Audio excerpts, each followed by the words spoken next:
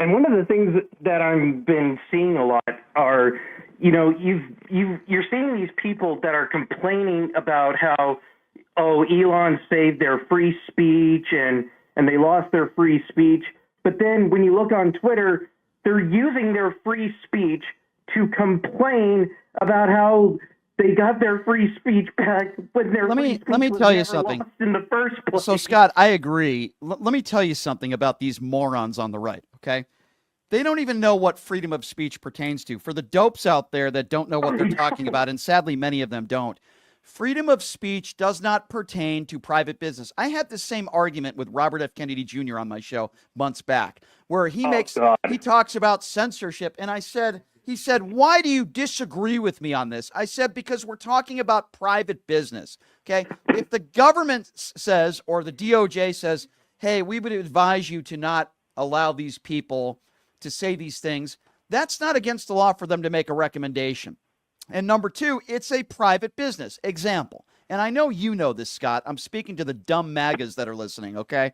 If you're on a sidewalk, on a public sidewalk, and you want to hold up a sign that says, I don't know, I hate white people or I hate black people, the government can't get involved and you can't get arrested. Now, it'd be a very stupid and awful thing to do, and there are still consequences for your actions. While you would have freedom of speech, your employer can still fire you, but the government can't get involved. You can't get arrested for holding up a sign in a public place that says you hate a race or a religion.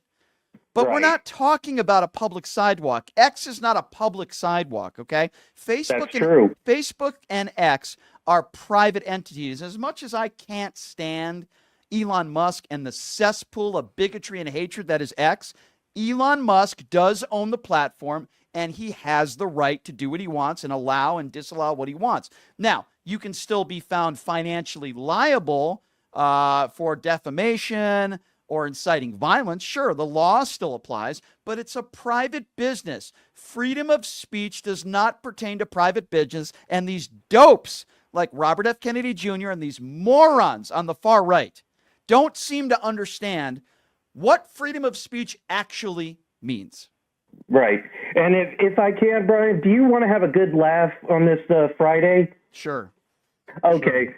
Well, there was a guy on X who said, oh, Obama was not born in Hawaii. And I responded back to them and I said, okay, well then show your source that proves that he wasn't. Right. So, and what does he do? He gives me a YouTube link to the Hodge twins, who are biased conservative whack jobs. They're idiots. And then he tells me that it was Hillary who started the whole controversy that Obama was not born in this country. Well, listen, these are the same people, my friend, who think that January 6th was an inside job, the earth is flat, and Donald Trump won the 2020 election. They are dopes. They are conspiracy theories with their tinfoil hats. They have no facts to back up any of their conspiracy theory BS opinions, and they're not worth, quite frankly, 2 seconds of my time.